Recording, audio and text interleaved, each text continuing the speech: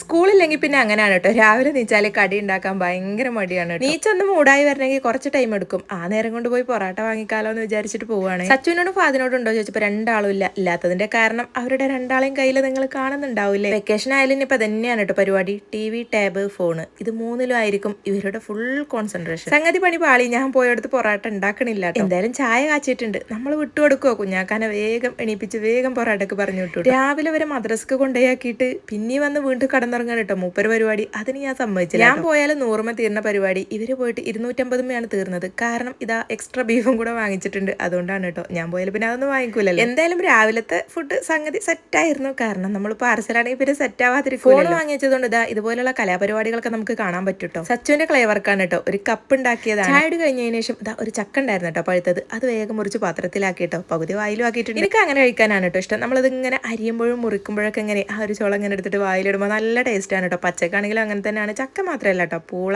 ആ ഒരു സംഭവങ്ങളൊക്കെ അങ്ങനെ തന്നെ. എന്ത് നമ്മൾ നുറുക്കുമ്പോഴും അരിയുമ്പോഴൊക്കെ കഴിക്കുമ്പോൾ വേറൊരു ഫീൽ ആണല്ലേ. ഈ ക്യാരറ്റൊക്കെ അങ്ങനെയാണ് കേട്ടോ. ഞാൻ ഉപ്പേരിക്കൊക്കെ അരിഞ്ഞു കഴിഞ്ഞാൽ പകുതിയിലേറെ ഞാൻ പച്ചക്ക് കഴിഞ്ഞ ചക്ക മുറിച്ചതുപോലെ അല്ല കേട്ടോ. കഴിഞ്ഞത് കുറച്ച് വാട്ടുണ്ടായിരുന്നു. അതുകൊണ്ട് കളറൊന്നും ഉണ്ടായിരുന്നില്ല. ഇത് വലിയ കുഴപ്പമില്ലാത്തൊരു ചക്കയാണ് കേട്ടോ.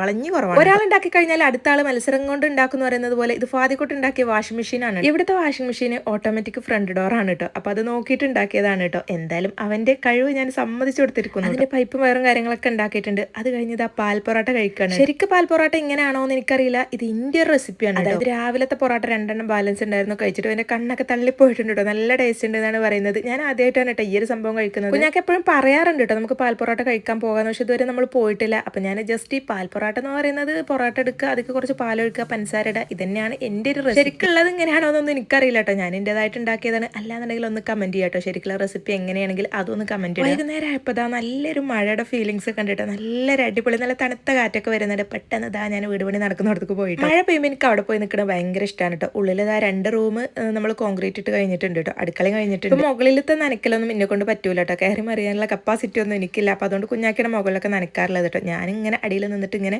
എന്തെങ്കിലുമൊക്കെ സൊറ പറയും. ഞാനിപ്പോൾ കാര്യമായിട്ട് അവിടെ പോകാറുള്ളത് ഈ ഒരു വീഡിയോസ് ഫോട്ടോസ് ഒക്കെ എടുക്കാനാണ് കേട്ടോ. അല്ലാത്ത ടൈമിൽ എനിക്ക് അത്യാവശ്യം പണിയൊക്കെ ഉണ്ടാവാറുണ്ട്. അപ്പൊ ഞാനിപ്പോൾ നിൽക്കുന്നത് നമ്മുടെ ഓപ്പൺ ടെറസിലാണ് കേട്ടോ. അവിടെ നിന്ന് കഴിഞ്ഞാൽ നമ്മൾ നിൽക്കുന്ന കോട്ടേഴ്സും കാര്യങ്ങളൊക്കെ നമുക്ക് കറക്റ്റ് ആയിട്ട് അറിയാൻ പറ്റും. ഈ ഒരു തെങ്ങിൻ തോപ്പ് നല്ല രസമാണ് കേട്ടോ ഇവിടുന്ന് കാണാനായി. അപ്പോഴേക്കും നമ്മുടെ സൂര്യനൊക്കെ കർമ്മേഘം കൊണ്ടുപോകാൻ നടത്തിയിട്ടുണ്ട് കേട്ടോ. ഇൻഷാല്ലാ വീട് ഇരുന്നിട്ട് വേണം ഇവിടെയൊക്കെ നിന്നിട്ട് അടിപൊളിയായിട്ട് വീഡിയോസ് എടുക്കാനെന്നുള്ള എൻ്റെ ഒരു സ്വപ്നമാണ്. നടക്കോ എന്താണെന്നുള്ളതൊന്നും അറിയില്ല. ഞാൻ ക്യാമറ വെച്ച് പോയപ്പോഴേ ആ ഒരു ക്യാമറ എടുത്തിട്ട് കോപ്രായം കാട്ടുന്ന എൻ്റെ കെട്ടിയോനൊക്കെ ഉണ്ടോ നിങ്ങൾ? ഞാൻ ആരാമൾ വിട്ടു കൊടുക്കും. വീണ്ടും അവിടെ ക്യാമറ വെച്ച് വീണ്ടും അങ്ങോട്ട് പോയി ഇങ്ങോട്ട് തന്നെ. അപ്പൊ ഇന്നത്തെ ഡേ ഇവിടെ അവസാനിപ്പിക്കുകയാണ്. സബ്സ്ക്രൈബ് ചെയ്യാൻ മറക്കല്ലേ കേട്ടോ.